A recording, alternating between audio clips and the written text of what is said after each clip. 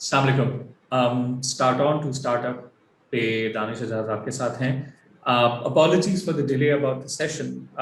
हम चाह रहे थे कि इस सेशन को हम लाइव कर सकें, लेकिन कुछ टेक्निकल रीजंस पे हम इसकी रिकॉर्डेड सेशन अभी कर रहे हैं। एंड इंशाल्लाह we will make this session live so that in future as well, ताकि आपको किसी भी किस्म के सवाल जवाब हैं उसका हम जवाब दे सकें। And I am really grateful for Harun Raja to join us for this session, and in order to make sure कि लोगों को PayPal और PayPal से related जो उसकी methodologies हैं या उसकी जो realities हैं उन दोनों के ऊपर बातचीत हो सके। So thank you very much, Harun. Rather than me introducing you and asking you for a lot of information, why don't you give your introduction, because I really like the way you start talking about yourself. Assalamu alaikum. Thank you, Danish. Thank you for having me. It's a pleasure. And as for an introduction, well, I've been associated with the industry for around 21 years. Started in year 2000 with my A-levels final year project, which I sold to an actual business, which was a surprise that, hey, someone is going to buy this this thing that I just built on my computer from me and actually give me money for it. So that was the start of my career, and it's been quite a long journey with several ups and downs. Once in a while job भी की, mostly अपना या तो as an independent contractor freelancer काम किया, या फिर अपना कोई business चलाया, कुछ successful हुए, कुछ fail हुए, कुछ successful जो थे भी in the past वो after a while one reason or the other shut down करना पड़ा, personal reasons, at times just getting bored, moving on to something else. Abhi I'm running my own small business again by the name of Happy Cloud. We offer fully managed premium hosting and CRM and marketing automation solutions primarily to clients based in the US. So that's pretty much it. Brilliant. So Harun, knowing the fact that you're dealing with the international clients, I'm sure आप एक मसले में आगे फंसते होंगे, वो है PayPal। और आज हमारा जो टॉपिक है वो PayPal से ही रिलेटेड है। तो जरा PayPal के बारे में बात करें। बहुत सारे लोगों को अभी भी क्लैरिटी नहीं है, वो उसको कुछ इसको पेमेंट सोल्यूशन समझते हैं, कुछ पेमेंट गेटवे कहते हैं, कुछ ट्रांसफर अमाउंट ट्रांसफर करने का बोलते हैं। तो जरा इस पे क्लैरिटी दें कि PayPal एक्चुअली है क्या और इसकी सिग्निफिकेंस क्या है। जी, ये जो आपने जो भी मेंशन किया, payment solution, payment gateway and just a means to transfer money to each other, PayPal ये सब कुछ है। पेपैल का जो इंडिविजुअल पर्सनल अकाउंट है, that can be used for sending and receiving money to anyone in your circles. Let's say चंद दोस्त हैं, इकट्ठे वो गए हैं खाना खाने और वो बिल स्प्लिट कर रहे हैं, एक ने पेमेंट कर दिया, दूसरों के पास कैश नहीं है, तो दूसरों ने जो उसका अपना स्प्लिट शेयर है वो पेपैल से उसके अकाउंट में ट्रांसफर कर सकते हैं। या एक घर में बैठी कोई आर्टिस्ट है, वो मग्स पेंट करके ऑनलाइन किसी को बेचती है फेसबुक ग्रुप में, तो उससे वो पेपैल के थ्रू पेमेंट रिसीव कर सकती है। आप पर्सनल जो इंडिविजुअल अकाउंट है उससे इस तरह से कोई चीज़ें बेचने के लिए भी यूज़ कर सकते हैं। ये नहीं है कि इंडिविजुअल अकाउंट पे रिस्ट्रिक्शन है कि वो सिर्फ पर्सनल पेमेंट्स के लिए, लेकिन ये जो इंडिविजुअल लेवल पे, जिस तरह मैंने जो एग्जांपल दी, इस तरह की छोटी छोटी जो एग्जांपल, या एक प्लम्बर है, वो किसी के घर जाके कुछ प्लम्बिंग करके आता है, तो वो अपने पर्सनल पेपैल अकाउंट में भी रिसीव कर सकता है। आइडियली तो उसे बिजनेस अकाउंट में करना चाहिए, लेकिन ये चलता है। सो उसके बाद जो पेपैल फॉर बिजनेस है, वो एक रोबस्ट पेमेंट गेटवे भी है, और इसके अलावा पर्सनल अकाउंट जो है वो डोनेशंस के लिए भी यूज़ होते हैं। आपने किसी कॉज के लिए अगर डोनेशंस कलेक्ट करनी है तो वो पेपैल का डोनेट बटन यूटिलाइज करके वो की जा सकती हैं। एंड जो बिजनेस अकाउंट है वो एक proper full fledged payment gateway है जो आपकी साइट के ऊपर ही प्रोसेसिंग कर सकती है। जो पर्सनल अकाउंट है उसमें अगर आप साइट पे कोई पेपैल का बटन, पे वाला बटन भी लगाते हैं, तो यूज़र उसे क्लिक करने के बाद पेपैल की साइट पे चला जाता है, वहाँ पे सारी वो ट्रांसफर एंड प्रोसेसिंग होती है, एंड देन वो आपकी साइट पे वापस लैंड करता है। लेकिन जो पेपैल फॉर बिजनेस है उसमें जो एक्चुअल ट्रांजैक्शन है वो आपकी साइट पे रहते हुए पेपैल की एपीआई से भी हो जाती है, जैसे आप किसी भी पेमेंट गेटवे से एक्सपेक्ट करते हैं। उसके अलावा उसमें मज़ीद लाइक हायर लिमिट्स आ जाती हैं और आपका जो ट्रांजैक्शंस का स्केल ग्रो करता है तो उसमें फ़ीस भी आपकी बेहतर हो जाती हैं। और लोग जो पेपैल यूज़ करना प्रेफर करते हैं ज़्यादातर वो इस वजह से करते हैं क्योंकि पेपैल की बायर प्रोटेक्शन बहुत स्ट्रांग होती है। तो जो लोग पेपैल को यूज़ करते हुए कोई प्रोडक्ट या सर्विस ख़रीद रहे हैं उन्हें काफ़ी हद तक ये बड़ी एक स्ट्रॉन्ग श्योरिटी होती है कि अगर उन्हें जो उन्होंने पे किया उसके एवज प्रॉपरली प्रॉमिस्ड प्रोडक्ट या सर्विस ना मिली तो पेपैल विल रिफंड देम। सो ये इस वजह से लोगों की प्रायोरिटी होती है। सेकेंडली काफ़ी लोगों के लिए just ease of managing things है कि वो उन्होंने तमाम ऑनलाइन ट्रांजैक्शंस के लिए जहन में रखा हुआ है कि इन चीज़ों के लिए हम पेपैल यूज़ करते हैं और जो physical visits to restaurants and all हैं उसके लिए हम अपना फिजिकल कार्ड यूज़ करते हैं। So they keep those separate.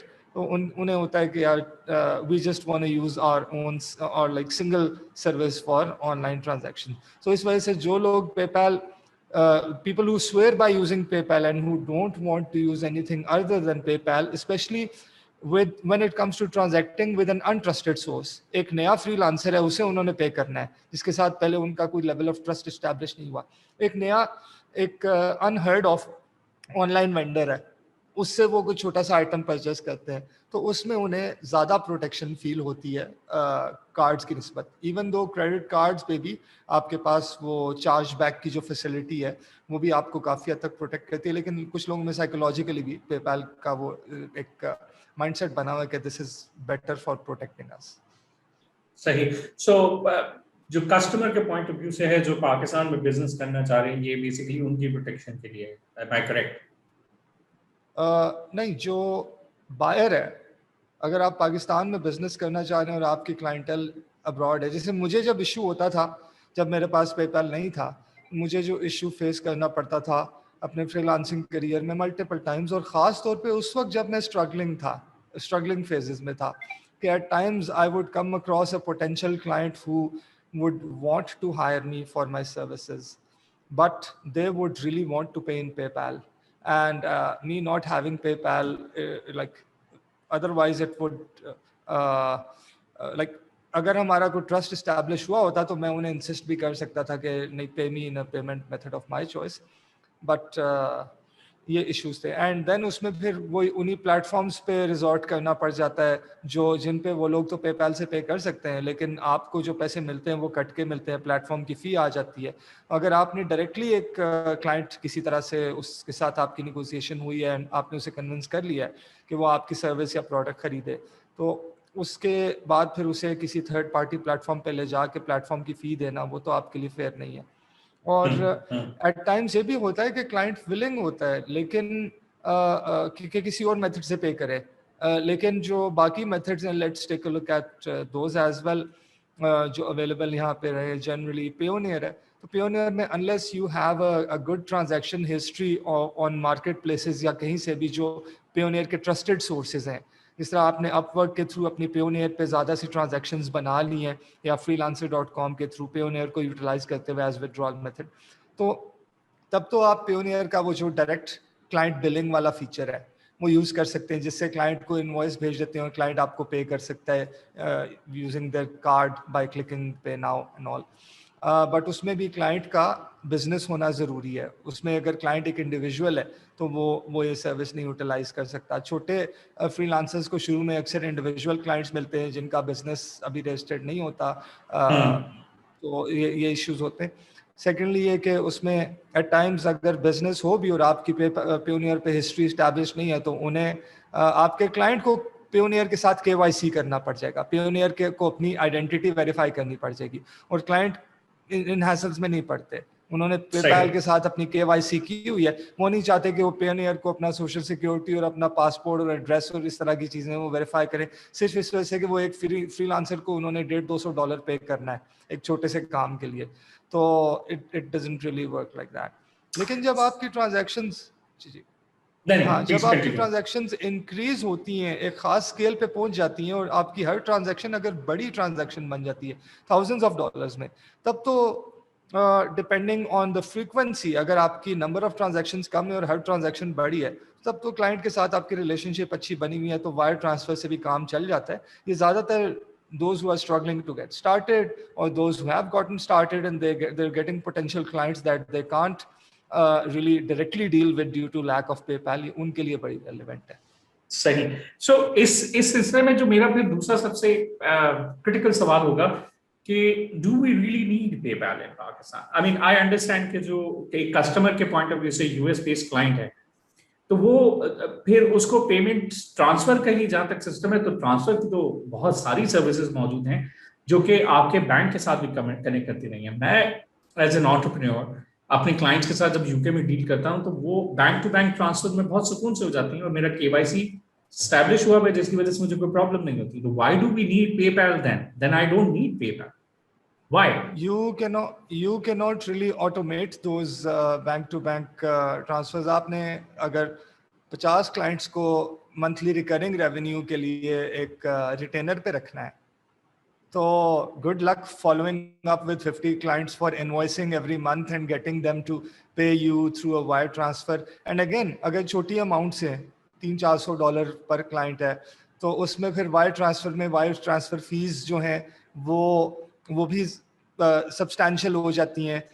Eight times जो वहाँ से सेंडिंग बैंक है $20 से $30 वो काटेगा, एंड देन अगर सेंडिंग और आपके यहाँ रिसीविंग बैंक के बीच में इंटरमीडिएरी नहीं है तो फाइन एंड एंडी. अगर इंटरमीडिएरी है तो 20 से 30 वो काटेगा, यानी कि $40 से $60 तो वहाँ कट गए. फिर आपके अकाउंट में जब यहाँ पे पैसे आएंगे तो आपका बैंक भी आपको जो एक्सचेंज रेट देगा वो आपके और बैंक के दरमियान है. सो वायर ट्रांसफर्स फीजिबल नहीं है. वायर ट्रांसफर के अलावा पेयोनियर का इशू मैंने पहले आपको बता दिया, उसमें इस तरह के इश्यूज होते हैं. एंड देन जो तीसरे चौथे पांचवें मेथड्स हैं, रिमिटली है, ट्रांसफरवाइज है, और एक दो और इस तरह के हैं. एक वो पेपैल ही की एक और सर्विस है, जूम है या कौन सी? जूम, बिल्कुल जूम, यूएस में जूम यूज करके थी. इन सब का इशू ये है कि इनके लिए सेंडर और रिसीवर दोनों इंडिविजुअल्स होने चाहिए. अगर इनमें से एक भी बिजनेस है तो पाकिस्तान में दे विल नॉट वर्क. पाकिस्तान के लिए इट्स नॉट परमिसिबल. उसका एक हैक है कि आप ट्रांसफर वाइज में एक बिजनेस अकाउंट बनाएं और एक अपना ट्रांसफर वाइज ही में इंडिविजुअल अकाउंट बनाएं. वहाँ क्लाइंट से पेमेंट अपने बिजनेस ट्रांसफर वाइज में मंगाएं, बिजनेस ट्रांसफर वाइज से इंडिविजुअल ट्रांसफर वाइज में भेजें, इंडिविजुअल ट्रांसफर वाइज से पाकिस्तान में विड्रॉ कराएं. Do this for every client. ख्वारी if you have a lot of clients, so you cannot scale. 7 से 8 यूरो कटते भी हैं उसमें फिर. हाँ, थोड़े बहुत कटते भी हैं, लेकिन अगर वो तो आपने पेपैल में भी पेपैल को फी देनी है, तो वो तो कुछ हद तक कटने हैं. वायर ट्रांसफर में भी आपकी फी लगनी है, तो वो उसे दैट डिडक्शन असाइड ख्वारी है. जो आप पेपैल को और credit card based payment gateways को जिस तरह से ऑटोमेट कर सकते हैं, उसमें इनवॉइसिंग, बिलिंग, हर चीज आपने अपने इनवॉइसिंग सिस्टम में एक प्लान बनाना है कि जी मेरा मंथली $250 पर मंथ का प्लान है. अपने उसमें एक हर कस्टमर को ऐड करना है, उसे असाइन कर देना है उस प्लान से. अपने इनवॉइसिंग सिस्टम को पेपैल या स्ट्राइप जो भी पेमेंट गेटवे उससे कनेक्ट करना है, and then it will run on auto pilot. उन्हें एक फिक्स डेट पे इनवॉइस पहुंच जाएगी, उस पर वो क्लिक नाउ करेंगे, पे नाउ करेंगे, and it works like a charm. So वो चीज आप ऐसे नहीं कर सकते उसके बगैर. सो पाकिस्तान में पेपैल का कोई और ऑल्टरनेटिव है? I mean I am not gonna talk about payment transfers, I am talking about a proper system. जैसे अभी आपने बताया कि उसमें गेटवे भी है, उसमें ऑटोमेटेड सॉल्यूशन है. So do we have any other solutions like this? Individuals के लिए तो मेरे नॉलेज में कोई भी नहीं है. पेपैल में इंडिविजुअल्स के लिए भी अवेलेबल है, एंड जिस कंट्री में पेपैल अवेलेबल है वहाँ any individual with legal residence in that country can get an individual account और legal tax ID in that country.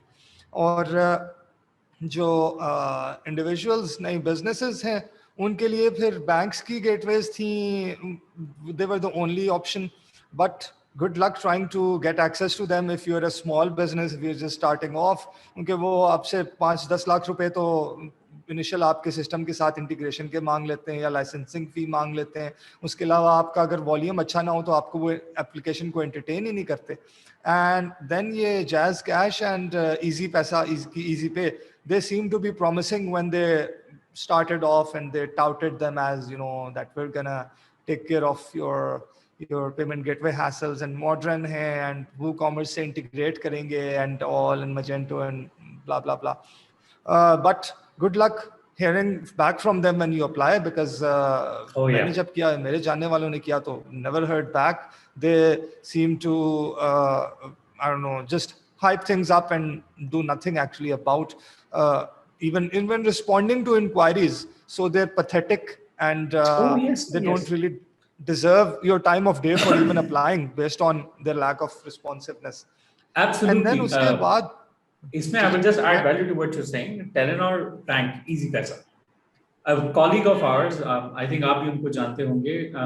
She does the content से related पार्ट कराची का बहुत बड़ा नेटवर्क है उनका. जीनत अंजुम. जी जी And हाँ. जीनत अंजुम ने कोई 3 महीने टेलीनॉर को फॉलो अप्स किए हैं. No response, like zilch, Yeah, zero yeah. response, and she gave up on the jazz cash का Pakistani भी यही payment. हाल है. या जैज कैश का भी यही हाल है. एंड मैं ऐसे तो नहीं कहता कि we are living in a financial stone age. We are. Absolutely. So this brings me to another very interesting question, Harun. Why is PayPal not in Pakistan? Like the भड़कता हुआ सबसे खतरनाक भड़कता हुआ क्वेश्चन जो है, क्या मसले हैं? कमिंग टू दैट, उसी की तरफ आ रहा हूँ. पहले प्रीवियस जो आपने पूछा था उसका मैं जी जी कंटिन्यूएशन करके उस आंसर को रिस्पॉन्स को भी फिनिश कर लूँ. सो जी जी अभी ये प्लीज. है कि सादा पे जो है which is basically small business startup जो बैक एंड पे HBL की गेटवे यूज़ कर रहे हैं एंड फ्रंट एंड पे आपको अच्छी इंटीग्रेशंस दे रहे हैं, अच्छी सर्विस दे रहे हैं. सॉरी, सेफ पे, नॉट सादा पे. सेफ पे है. सादा पे फ्रीलांसर्स के लिए इनवॉइसिंग की सोल्यूशन जो है वो बहुत जल्द लाने लगे हैं कि freelancer can utilize their service to just send an invoice to a client and the client can then click on pay now button in the invoice, utilize their credit card और debit card to pay and money in your account just like Yeah, that. yeah. They so could. ये हालांकि full automation नहीं है लेकिन it's far better than the current landscape. So ये आ रहा है and then because of demand they are also interested in bringing gateway to the market. उसके अलावा ये एक और जो what's the name of the gentleman जो पहले TCS में थे और अभी उन्होंने अपना वो स्टार्ट किया है. Sorry pay. Be secure, be secure, be secure. Be secure. Okay. हाँ. What about Sorry So pay? yeah. हाँ, फोरी पे जो है ये उसकी है ना अवांजा वालों की जो APPS अवांजा प्रीमियर पेमेंट सर्विसेज. हाँ, एप्स उन्हीं का प्रोडक्ट है I think, if I am recalling correctly. वो भी प्रॉमिसिंग है. सो अभी प्लेयर्स आ रहे हैं लेकिन इनमें ज्यादातर का जो इशू है वो ये है कि बैक एंड पे they are tied to one bank और the other for most part. लेकिन some are on the back end their own payment provider, service provider. So जो back end पे बैंक से tied है एक बैंक से, उसमें है कि आप उस बैंक के systems पे भी dependent है. Ideally a payment processor and payment gateway and your bank should be independent ताकि आप अपने payment provider के साथ back end पे अपनी मर्जी का बैंक link कर दें. और उस पे now that brings us to the other question you asked कि ये क्यों नहीं आ रहा. Other than some concerns about money laundering and terror financing जो concerns होते हैं, so other than those concerns वो तो काफी हद तक एड्रेस हो भी चुके हैं. अभी ये जो FATF की ब्लैक लिस्ट में जाना है अवॉइड करने के लिए जो हमने और ग्रे लिस्ट से भी निकलने के लिए जो एक्शन प्लान पे काम किया, सो काफी हद तक वो एड्रेस हो चुके हैं. लेकिन couple of major जो अभी तक शॉर्ट कमिंग्स हैं. The biggest one is lack of open API, एक universal country level mandated API system for banks. जिस तरह US के जितने बैंक्स हैं हर बैंक के अकाउंट को एक्सेस करने की एक सिंगल API है जो US में मैंडेट की जाती है कि हर बैंक ने ये API प्रोवाइड करनी है. अब आपका जो अकाउंटिंग सॉफ्टवेयर है और आपका पेमेंट गेटवे सॉफ्टवेयर, इस तरह के जितने भी ये सर्विसेज हैं वो उस API को कंज्यूम करके आपके बैंक्स के साथ कनेक्ट कर सकते हैं. तो ये पाकिस्तान में जो अभी जो एग्जिस्टिंग गेटवेज हैं उनकी भी लिमिटेशन कि वो हर बैंक के साथ कनेक्ट नहीं कर सकती. उन्हें हर बैंक के साथ डील करके हर बैंक के साथ एक प्राइवेट मेथड से कनेक्ट करके और डिपॉजिट्स एंड विड्रॉल्स का सिस्टम करना पड़ेगा. नंबर एक. नंबर दो, अच्छा, सो इसी वजह से this is one of the reasons why PayPal would not consider coming here until वो पेपैल हर एक बैंक के पास जाके उनके जो ये दकियानूसी बाबे जो belong to museums and who still sitting on C level positions in local banks and running things and making decisions as if the stone age that they mentally live in is still relevant today. वो उन बाबों के साथ PayPal ने जाके अपनी मगजमारी तो नहीं करनी ना. like they come from a financially civilized background, और वो यहाँ पे आके वो ये नहीं करेंगे. और दूसरी चीज, यहाँ पे जो बाबुओं से पहले बाबू भी बैठे हुए हैं जो लाइक्स ऑफ एसबीपी में, तो उनके साथ ये दो जो यहाँ पे पाकिस्तान में जो कैंसर है ना, बाबे और बाबू, जब तक इनका किला कमा नहीं होता, जब तक इनकी चित्रोल करके इन्हें सीधा नहीं किया जाता, तब तक यहाँ का कोई सिस्टम सीधा नहीं होना. तो क्योंकि बजाते खुद ये बाबे और बाबू खुद को अकले कुल समझते हैं, बाकी पूरी दुनिया तो it's either after them to get them, या जाहिल है, या फिर इनका वो माइंडसेट है वो जी साडे सिस्टम में चाह के ना साडा सारा रिकॉर्ड जड़ा यहूदी लॉबी नु भेजना है. हमारा रिकॉर्ड मैं ये सवाल पे आ रहा था. वो जो कोविड का चिप वाला माइंडसेट है ना कि हमें चिपें लगाएंगे और हमसे ये पता करेंगे, ये चिप लगा के ये चेक करेंगे कि जी ये वो तरबूज को यूं ठक ठक करके कैसे चेक कर लेते हैं कि मीठा है. तो और वो चीजें, तो इसी तरह इनका माइंड में है कि ये हमारे बैंकों में घुस के ये पता नहीं क्या हमारे फाइनेंशियल चीजें चेक कर लेंगे. तो वो माइंडसेट है. एक्चुअली मैं वहां आ रहा था क्योंकि स्टेट बैंक ऑफ पाकिस्तान की तरफ से भी डेटा प्रोटेक्शन एक्ट जो है वो काफी स्ट्रांग है, जिसकी वजह से हमने बहुत सारी चीजें सुनी. AWS Tier 3 डेटाबेस सिस्टम, पूरा डेटा सेंटर अपना पाकिस्तान में खड़ा करने की प्लानिंग कर रहा था. आई डोंट नो क्या हुआ क्या नहीं हुआ उसका. ये अच्छे डेटा प्राइवेसी लॉज होना ये तो बहुत जरूरी है. आई एग्री, लेकिन वो स्टेट बैंक का तो सबसे बड़ा कंसर्न यही था. जब लास्ट टाइम हमने उनसे बात की थी पेपैल के ऊपर, तो उनका बेसिक क्वेश्चन ये था, data protection, consumer data protection. We don't want our data to go outside, and which is not something new in Pakistan. All the countries have this firm believe कि उनका डेटा, उनके consumer का data मुझसे बाहर नहीं जाना चाहिए. So do you think this is the problem? That is one of the things जो I was going to come to this as well. Yes, I'm sure कि अगर कोई भी अच्छा प्रोवाइडर पाकिस्तान में एक डेटा सेंटर सेटअप करता है तो पेपैल और बाकी पेपैल की तमाम रिक्वायरमेंट्स को मीट करता है, तो they shouldn't have any issue. जो मेन इश्यूज हैं, अच्छा, और PayPal can afford to set up its own small data centre as well over here just to cater to this region if they want. करना चाहे या ना चाहे वो और बात है, लेकिन they can work with some good local data center provider as well. That is something that can be worked with.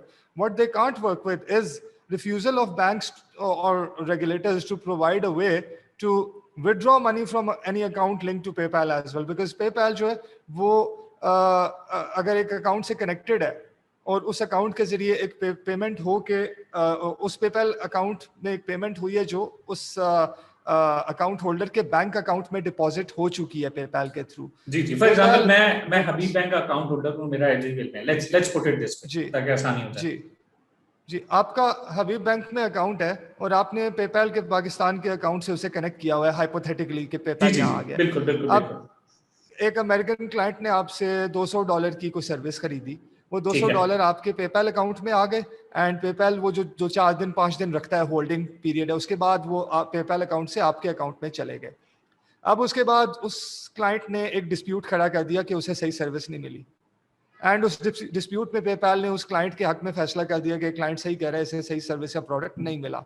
So PayPal wants the right कि वो जो $200 आपके अकाउंट में पेपैल ने भेजे थे, पेपैल आपकी इंटरवेंशन और बैंक से परमिशन के बगैर वो वापस आपके अकाउंट को क्या उसे डेबिट करना कहते हैं ना, नहीं डेबिट करना तो क्रेडिट नहीं, एक्चुअली डेबिट आपके अकाउंट डेबिट आपके अकाउंट से ले लेता है बेसिकली, अपने आपके अकाउंट से वो पैसे विथड्रॉ कर ले और वो वापस उस कस्टमर को दे दे. सो हम ये एक तो ओपन एपीआई, एक तो हर बैंक के साथ पेपैल ने अलग एपीआई की, उस बैंक की अपनी प्राइवेट एपीआई की इंटीग्रेशन नहीं करनी, पब्लिक एक सिंगल बैंकिंग एपीआई वो होना जरूरी है, तभी होगा, उसके बगैर they will not even consider coming. Secondly, once they come here, if this permission is not provided, they will not operate here, because that hinders them from offering one of the key service that they're known for, consumer protection.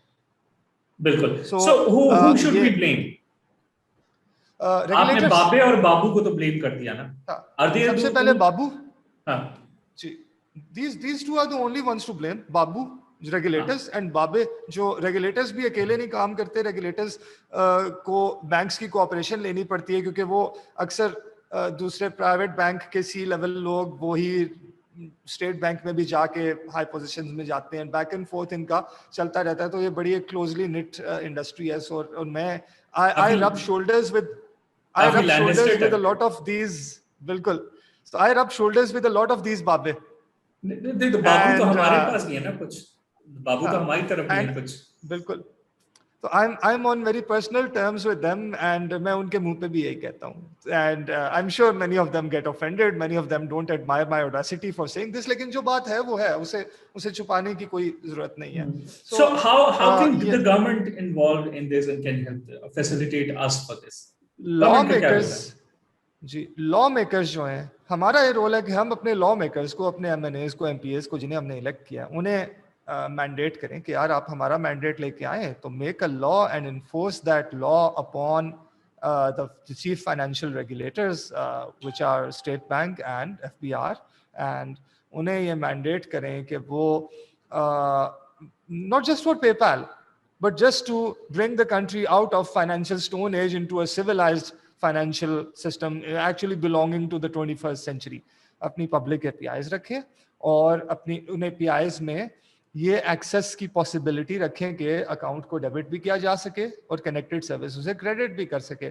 जिस तरह invoicing system को भी जरूरत पड़ सकती है, आपने किसी को इनवॉइस भेजी, इनवॉइसिंग सिस्टम के जरिए पैसे आ गए, वो पैसे उसने आपके अकाउंट में डिपॉजिट कर दिए, लेकिन अगर गलती से ओवर इनवॉइस हो गया तो वो सिस्टम को आप अलाउ कर सकते हैं कि ये जी उसे रिफंड कर दे। सो रिफंड्स की जो प्रोसेसिंग है उसके लिए आपको बैंक के साथ directly one on one her particular like एक $5 के रिफंड के लिए आपको बैंकों में कॉल करके जाके उनसे या उनके लंबे चौड़े एप्लीकेशन भर के वो प्रोसेसेस उनसे ना गुजरना पड़े। वो $5 का रिफंड जो है वो क्लिक ऑन अ बटन पे आपके एंड से प्रोसेस हो जाए या जो प्रोवाइडर है वो खुद ही पुल कर ले।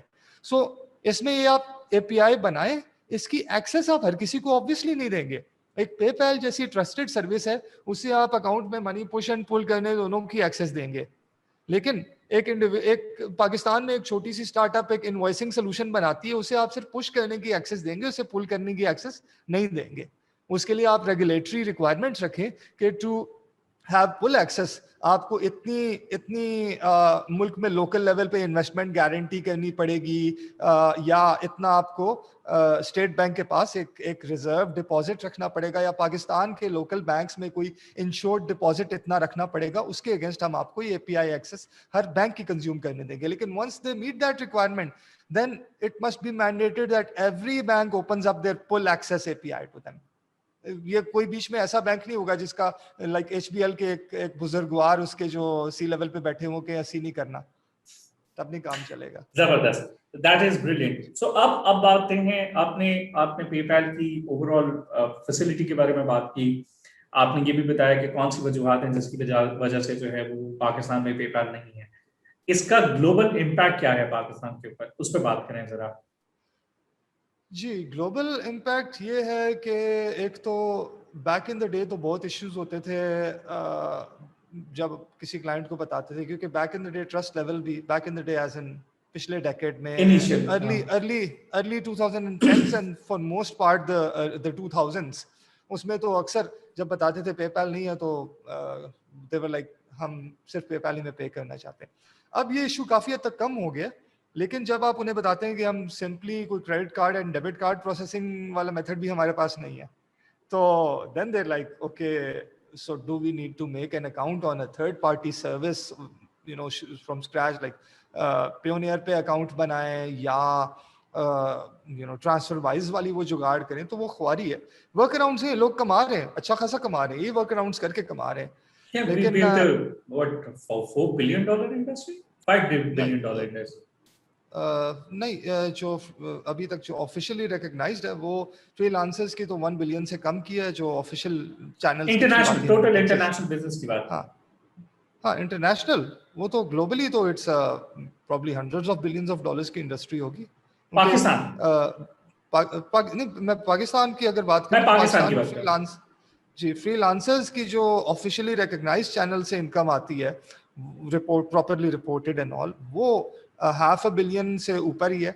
लेकिन उसे आप एटलीस्ट 10x कर लें जो unreported and unofficial channels and जो बाहर ही रखते हैं, तो उस सब को अगर आपने पाकिस्तान में लाना है तो यस ऐसी सर्विसेज फैसिलिटेट करनी पड़ेगी।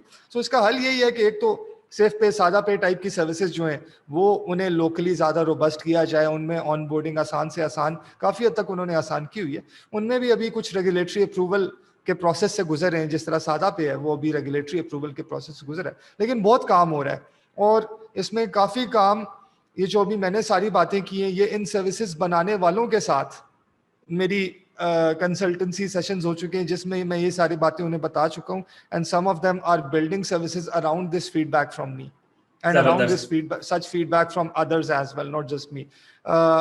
तो जिस तरह ये सादा पे का जो डायरेक्ट क्लाइंट इनवॉइसिंग सिस्टम है, वो that was something that I very strongly suggested, and they agreed that it's going to be very useful, and because it's a major shortcoming in our ecosystem right now. I have to check So it. मेरे पास कल ही card आया है, so I'm अभी launch excited नहीं हुआ about है। it. हाँ, अच्छा, अभी वो फीचर लॉन्च नहीं हुआ, लेकिन अच्छा, जबरदस्त they जबरदस्त will bring that feature soon as well. They are actively जबरदस्त। working on it. So yes, ये कुछ चीजें हैं। बाकी पेपैल के आए बगैर भी काम चला सकते हैं।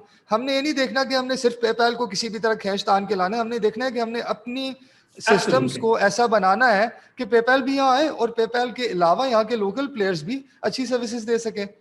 ओपन एपीआई होगी तो एक यहाँ का ईएमआई, वो इस तरह का लाइसेंस लेके एक payment processing, credit card, debit card तो यूनिवर्सल है, एंड अब लोग बहुत ज्यादा क्रेडिट एंड डेबिट कार्ड पे भी पे करने में कोई मसला उन्हें फील नहीं होता, वो पे कर देते हैं। ठीक है, पेपैल नहीं है, let me pay with card, but when you say card भी हम नहीं एक्सेप्ट कर सकते, then like what era are you still living in? जी जी जी। सो ये चीजें, एंड ऑटोमेशन का भी इसमें जो हम एपीआईज को ओपन करें और यहाँ के लोकल सेक्टर को भी इनवाइट करें कि वो ज्यादा से ज्यादा उन एपीआईज को कंज्यूम करने के लिए सर्विसेज बनाएं, और इंटरनेशनल सर्विसेज के साथ भी इंटीग्रेशन करें, जिस तरह अकाउंटिंग के लिए जूम है, सॉरी जीरो है और क्विक बुक्स है। ये सारी चीजें आपके अकाउंटिंग सिस्टम के साथ इंटीग्रेट करती हैं, सॉरी बैंक अकाउंट के साथ भी और पेमेंट गेटवे के साथ भी इंटीग्रेट करती हैं, तो आपकी डबल बुक कीपिंग ऑटोमेटेड हो जाती है बिल्कुल pretty बिल्कुल much, बिल्कुल। काफी वो हद तक। सारा कुछ वो ऑटोमेटिकली बैंक के साथ कनेक्ट हाँ करके जी, उसको यूटिलाइज उसकी कर। बिल्कुल reconciling योर ट्रांजैक्शंस वो काफी हद तक ऑटोमेट हो जाता है। सो जबरदस्त। दूसरा हाल यही होता है कि जो मैंने किया हुआ है कि मैं फिर अपना पैसा पाकिस्तान नहीं लेके आता, सारा सिर्फ उतना मंगाता हूँ जितनी जरूरत है। मैंने यूएस में इनकॉर्पोरेट किया हुआ है, यूएस में मेरी कंपनी अर्न करती है और वो मुझे उतना पे करती है जितना मुझे यहाँ जरूरत है। बाकी I don't need to bring it here until we come out of financial stone age, and मेरे बहुत से दोस्त है बाप वो यही काम करते हैं, उन्हें मैंने मशवरा भी इसी काम का दिया हुआ है। बिकॉज अगर आपके लोकल सिस्टम डिजर्व ही नहीं करते कि आप जनाब वहाँ पे उन्हें इस्तेमाल करके वहाँ पे अपना पैसा रखें, तो ठीक है फिर बाहर रखो, फ्री हो सकता है और क्या हो सकता Hmm. And it's a good amount of money that is not coming to Pakistan, if I'm not wrong. है। Oh yes, absolutely. That is sad and tragic. ठीक ठीक। So I think this It's in was billions overall, I'm sure. collectively जो यहाँ के लोग जो मिलके अपना पैसा वहाँ बाहर रख रहे हैं, despite wanting to bring it here, एक तो यहाँ लाओ तो यहाँ से फिर निकालने का मसला होता है।